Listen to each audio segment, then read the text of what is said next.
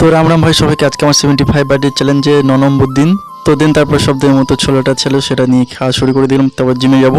তো তারপর খেতে খেতে তারপর জলটা খেয়ে নিলাম। জল খাওয়ার পরে তারপর বাইরে বেরিয়ে পড়লাম। আর আজকে মনে পড়লো আজকে মারলাম ব্যাক অ্যান্ড চেস্ট।